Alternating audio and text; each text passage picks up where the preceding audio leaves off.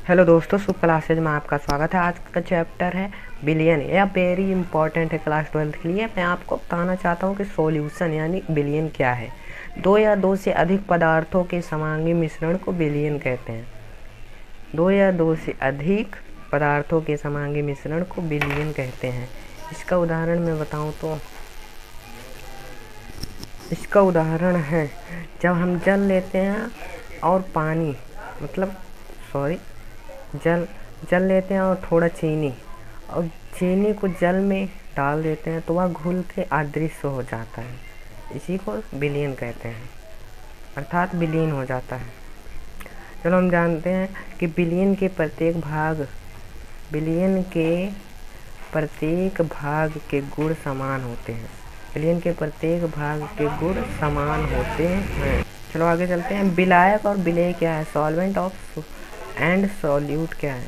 विलीन के जिस घटक यानी कंपोनेंट की मूल भौतिक अवस्था विलीन जैसी होती हैं उसे विलायक कहते हैं, यानी सॉल्वेंट कहते हैं।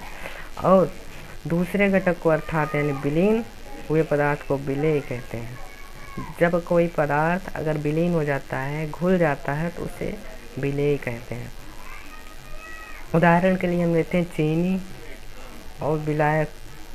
चीनी के जलीय विलयन में जल विलायक और चीनी विलेय है। तो हम चलते हैं आगे। विलयनों के प्रकार। विलयनों को मुख्य रूप से 9 प्रकार में बांटा गया है, यानी टाइप्स ऑफ सॉल्यूशन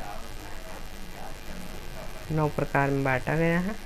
जैसे कि नंबर 1, ठोस का ठोस में, यानी ठोस का ठोस में परिवर्तित करना, और ठोस का द्रव में, और ठोस का गैस में, और द्रव का ठोस में, द्रव का द्रव में, द्रव का गैस में, गैस का ठोस में, गैस का द्रव में, गैस का गैस में परिवर्तित किया जाता है। अब हम चलते हैं आगे। विलयन की भौतिक अवस्था 3 भागों में बांटा गया है। ठोस, द्रव, गैस हो सकती है। जैसे जल में नमक, अल्कोहल या कार्बन डाइऑक्साइड का विलयन द्रव विलयन यानी लिक्विड सॉल्यूशन कहलाता है। एक गैसीय विलयन यानी गैसीय सॉल्यूशन कई मिश्र धातुओं ठोस विलयन को यानी सॉलिड सॉल्यूशन भी कहते हैं। जैसे पीतल, ब्रश, कॉपर 70 यानी 70% और जिंक 30%। इन दोनों के विलयन जब हम मिलाते हैं तो यह बनता है ठोस विलयन। चलो हम आगे चलते हैं। तन विलयन क्या है? यानी डिल्यूट सॉल्यूशन। जिस विलयन में विलेय सॉल्यूट की सांद्रता कम होती है, जिस विलयन में जो विलेय मिलता है उसकी सांद्रता कम होती है, तो तन विलयन कहलाता है। विलयन के विलेय सॉल्यूट यानी विलयन में विलेय की सांद्रता अधिक होने पर उसे सांद्र विलयन या अधिक सांद्र विलयन कहते हैं। अब हम अगले चैप्टर में संतृप्त विलयन या विलेयता या असंतृप्त विलयन बताएंगे। आज के लिए बस इतना ही।